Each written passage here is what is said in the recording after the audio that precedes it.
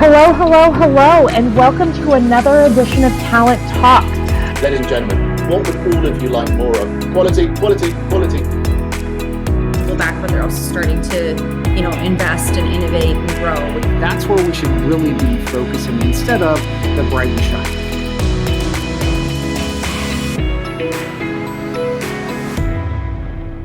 Welcome, welcome, welcome. And I am so thrilled to again have my buddy Chad Sowash on. I think we're going to do this.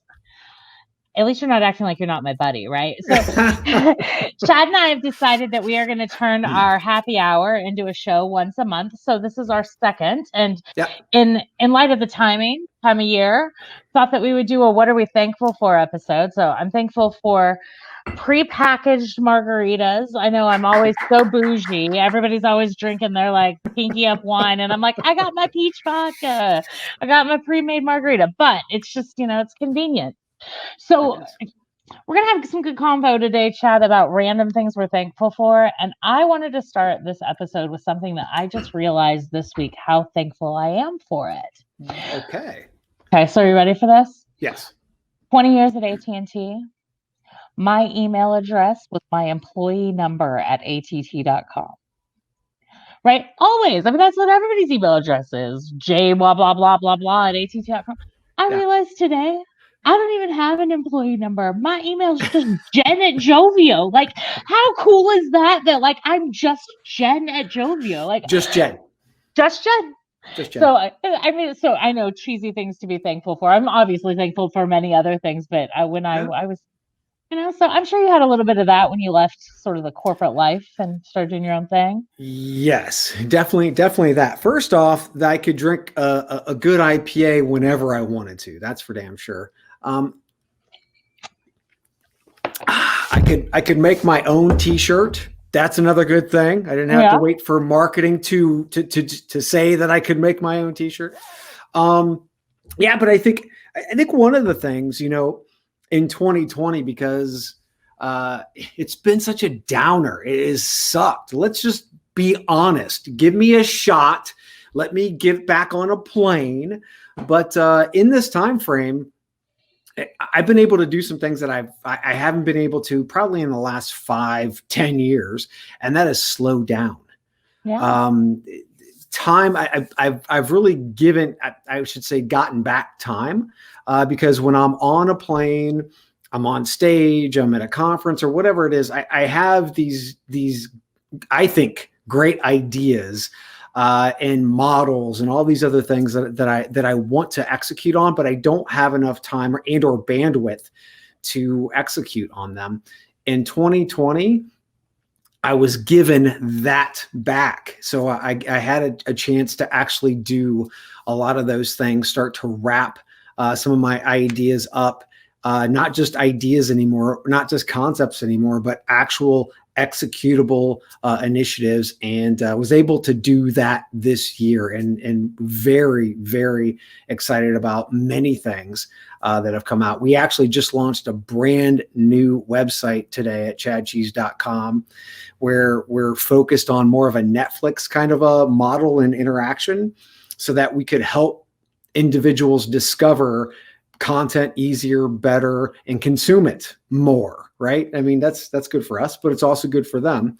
That was one thing that I've always been trying to crack the code on, and this is phase one in doing that. So the first thing, I'm very thankful of is just being able to slow down, get that time, and focus on execution, because that's the most fun out of ideas. Are great and you get to, yay, look at this idea. But when you execute, I think for me, that's the most fun out of all of it. Okay, I'm totally going to be jamming on the website, right? Like, I am probably one of the top 3 consumers of Chad content. I feel like it would be a crush. Stop. I know, I kind of feel like I'm crushing on you, but I'm not crushing on you, Jill. I like your wife and all. No, totally not crushing on Chad, but it really is. And I got some feedback about our first episode, and one of the things that I heard from a couple of different people was that it felt like we weren't working, but they learned a ton about work. right? good. Like so I felt like that. I felt like that was really. I feel like that's really exemplifies us and how we work. So I thought that that was a good tone. That's our vibe. It is our vibe, and it's so funny though. We're totally polar opposites on this, right? Like you got time to work on things and like take them to fruition. And I feel like I did exactly the opposite, right? Like I went from Yeah. this really structured corporate environment to like wild, wild west startup world. And so on December 1st, I will be 6 months at Joveo. Ooh, I know, right? Like, time flies. right? And the thing is that in a pandemic, it feels like 6 years. For sure. See if you can get your vesting up on that. On that, like, yeah, we'll see. We'll talk to KJ about that. I'm sure I'll be like, yeah, Jen. It's funny. I was talking to one of the guys in marketing and sales, and I was telling him, when I started here, I thought, I'm going to take it so easy. I'm going to just work on marketing stuff, and it was Yeah. like that is so the farthest thing from the truth. I think we're our own worst enemies, right? We're gluttons for punishment, but it's worth it. Yeah. Yeah. No, So it's hard when you're that excited to try to slow down. But the beautiful part about it is you are executing. You're getting that 100-mile-an-hour startup rush, right? It is a rush. It's like, it's like the 80s. Okay. So if somebody's going to come out and look at the new Chen Cheese webpage, like, is there a particular place they should start? Is there something they shouldn't miss? Like, I don't want to miss the opportunity for you to plug here. Just the homepage. It is now much like when you go to your Netflix and you have all the categories of content to consume. That's what the homepage is, and it drives into more content. So it gives you an opportunity. We even have now, which I'm very proud of. We're calling it Fem Amp. It's our pretty much our female interviews, and trying to, in this year, our focus is to have 75% of our interviews being female. So I've been kicking a lot of guys to the curb. Sorry, guys, not sorry. But to be able to amplify a lot of those voices that we don't get to hear. There are a lot of female startups that are out there that aren't getting the love that they should get. And if Chad and Cheese can give them a little love, then why the hell not? Absolutely. And okay, so that takes us right into something that I am thankful for. Can you guys hear my dogs barking in the background? Oh, yeah. I can't believe mine aren't, but go ahead. Okay, so I'm sure my dogs will probably tee your dogs off. But here's the deal. Here's one of the other things. I have 3 things that I was going to tell you I was thankful for after the conversation. So the amount of empathy that we as just business people have found for people on video, right? Like I used to always be the remote person with like the Amazon guy coming and all of that. And everybody was like, eye roll, right? So unprofessional. Oh my gosh, I can't believe it. And now it's like you hear kids, you hear dogs, like life happens. And I feel like that's helped in a business context, right? Just in general, that's helped with things like this. Yes. But I also think it's helped job seekers. Interested in your take on this. I think it's helped job seekers. So I think a lot of job seekers were abandoning video interviews. Yes. Right. Like they would just not show up and do it. And now it's like, well, everybody's on video. Why would I not? Right. Like, what's your take on that? Yeah. I think what we've become during this pandemic is more human. We all have, most of us, we have kids, we all have dogs, we all have something that is a distraction that's happening. And I might have dogs like coming in and out. I have one lying over here. But it's all a part of our lives. And the problem is we're not meshing our lives and being able to bring our whole self to work. And that's one of the things that my wife, Julie, always talks about, because she works in being able to help individuals with disabilities get jobs. And a lot of times they can't bring their whole self to work. Well, to be quite frank, none of us could. It was worse for individuals with disabilities, but I felt bad if I wasn't, buttoned up, if I had all the kids being quiet. But now we understand that just that empathy, you're 100% correct. I think job seekers, and I hope that even corporate America understands that when we come back out of this, we're not coming out of this. No. Don't you think it's changed our mindset forever? Like it has mine. Yeah, I do. I hope it has for everyone. unfortunately, there will be those, individuals with a stick up their ass that'll be the jerks. But guess what? You don't want to work from them anyway. So there you go. Truth. Yeah. And the other thing I think about being on video, like when I was in corporate, like I said, like being on video was an ordeal, right? Like I would have to put dogs outside and notes on doors and special hair and makeup and I mean, like seriously, I used to put eyelashes on to get on a video call. Like, I mean, let's just be real. That is not happening anymore, right?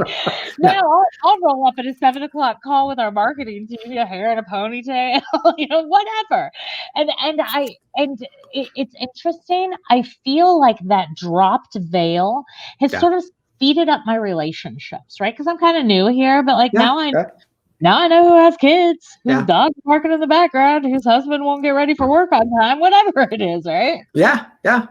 We're all human, and that is just it's nice to be able to take that step. My next one was around not really around the industry, but around technology and adoption.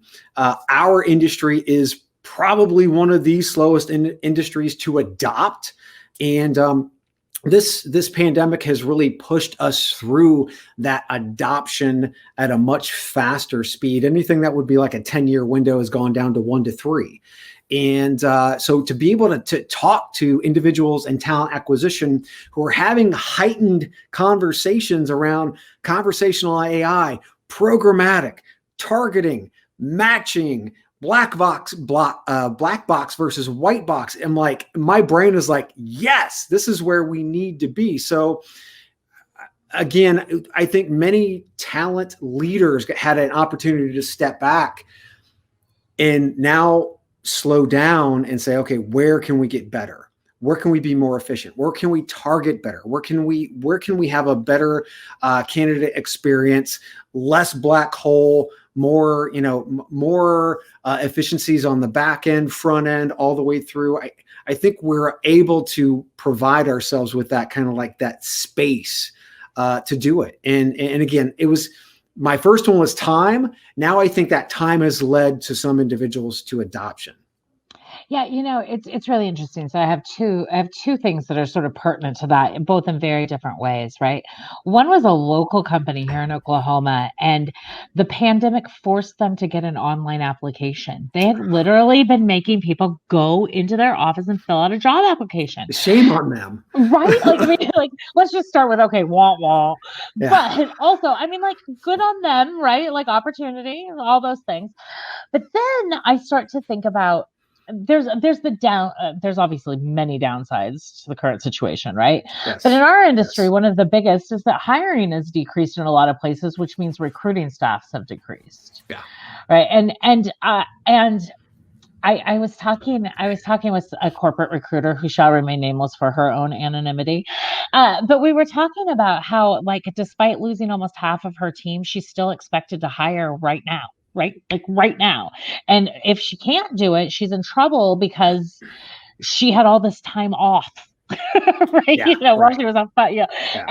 And so I wonder, like a lot of the progress that we've made as an industry with adoption and stuff is really centered around machine learning and artificial intelligence. Like, do you feel, I mean, we talk about this sometimes, but like, do you feel like we're quite to the place where we can be thankful for sort of the automated intelligence and machine learning that we have in our industry yet, or are we still skeptical? Yeah, I think we're definitely getting there. And there's also that layer of RPA that's there too, that I think is very important because it's more process oriented. And the thing that we need to focus on, number one, is process. And what is that end goal, right? What is the end goal? Instead of saying this is bright and shiny, how do we layer it on?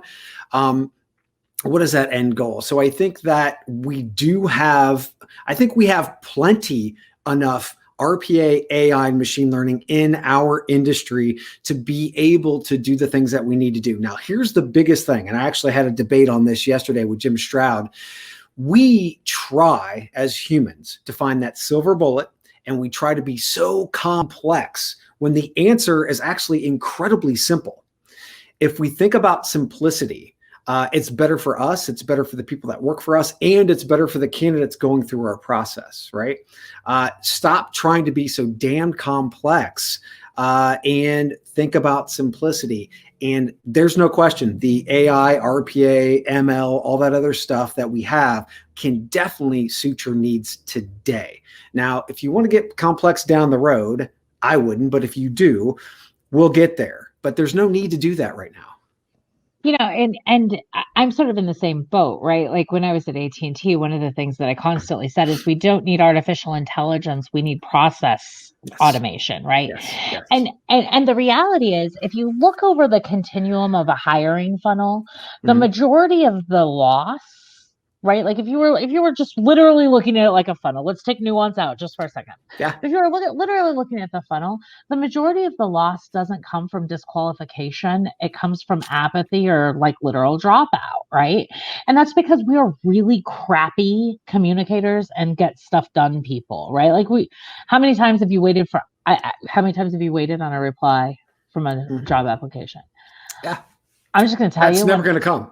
I applied for a job with a very large company in the US, and I was asked to apply, and I still to this day have not received notification of anything other than the receipt of my application. Yeah. So, right, like, so it doesn't matter what level, you just sort of go into a black hole to die. And which brings me to a point, right? At the time that this airs, the Candy Awards will have just happened, right? Okay. From the talent board. Yep. And really, like I did those for years at AT&T, and really what it was measuring is your responsiveness, right? And how well you treat people. It's like we can't even get that right on the reg. So I would be thankful. I am not currently thankful yet, but I would be thankful for every applicant for the rest of the year to at least get a reply. Yeah. Yes. And we have technology that can do that. Again, without anything. This is about scale. A human is hard to scale. A team of humans, hard to scale. Technology, RPA, easy to scale. 100%. So what else? My last thankfulness is these types of conversations. We're having these conversations like we've never had before. So let's say remote work. That's not even a part of the conversation more. That is reality, right? Yep. And then also being able to talk about wage gaps. We have people that are quote unquote essential workers. They are essential, but are they receiving essential pay? Right? So we can have those discussions that we've never had before. And then putting those two together, we have what I like to call the Facebook rule, where if you are moving out of HQ or one of their locations and you're going virtual, they're going to dock you 20%. That's a conversation we need to have because companies have been doing that for years and it's wrong. That individual is being devalued because they say, well, we were paying you cost of living before. No, you weren't. That was my wage. It was not cost of living. That was my wage. So we are starting to have conversations because we're all slowing down and we have a chance to look at things and go, wait a minute, that's not right. Yes. I call it raising my hairy eyeball, right? Like, I don't know about that. I've always been a remote worker with a satellite office and that sort of thing. And I certainly think that AT&T got a deal for 1,000,000 years because I live in the cheapness of Oklahoma.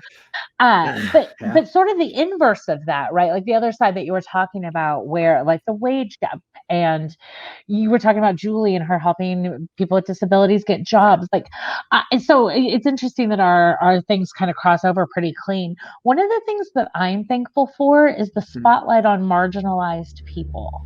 Right. Just in general, like, and you don't have to believe one way or the other, just the focus, I think is really like, it sometimes gives me hope when I walk down the road and nobody's wearing a mask or whatever, right? Like you just think, you know what, but voices are being heard and people are considering things like a better minimum wage. And, I think that that's all good. I mean, it's good for the worker. Yes. And it's probably in the long term good for our society. So I think that's a good thing. Yeah. And I think as people who don't get enough credit, so talent acquisition they don't get enough credit because they don't demand it. And we have to start demanding that, because products don't get created. They don't get made. Services don't get provided. Nothing happens in an organization without talent. Who is in charge of that talent? Who is the actual epicenter of talent and business? Talent acquisition. And we need to actually focus on having that business conversation with all the different aspects of CEOs, CFOs, COOs.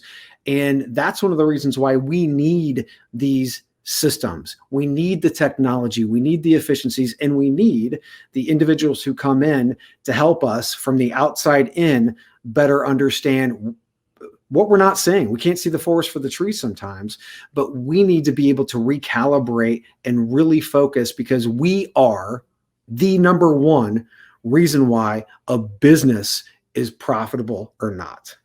Absolutely. And not only from the skills and what we bring to any sort of consumer equation, but also just from the perspective of being right and human, right? Like it takes me back to the whole, I love Aldi grocery stores. Like I'm an Aldi fanatic. Yeah. We had this big thing in my town where all the grocery people weren't getting paid enough, right? And Aldi, who is a very cut rate grocery store, they stepped up, and it ended up that their workers made almost 30% more than the average grocery store worker in our town. And I thought, you know what? There's a reason that their business model sustains over time, right? It is based on doing good and finding the right job for everyone, which is one of the reasons I'm at Joveo, right? There is a job for everyone. And it seems like as our industry had to deal more with the business realities and not just the marketing realities of talent this year, we maybe all started to do a pivot. So I think we're on the right track there. Yeah. Taking a nice deep breath, and I'm hopeful. Me too. Well, I think we've exhausted our 20 minutes, and I have exhausted almost my entire margarita. You almost your entire beer. That's good when we can do that in 20 minutes. I would just close with a couple of other things I'm thankful for, right? Yes. I'm thankful that beauty shops are closed and I don't have to color my gray hair anymore, right? Like every woman I've talked to is like, yes, going gray. And I am thankful that instead of you and I just chatting in Messenger or on text, that COVID has forced us to get on video and raise a glass. So, amen, sister. Until next month, I thank you, and I appreciate the heck out of you, Chad Sowash. I appreciate you. Thank you so much. Have a good day. You too. Bye. Bye.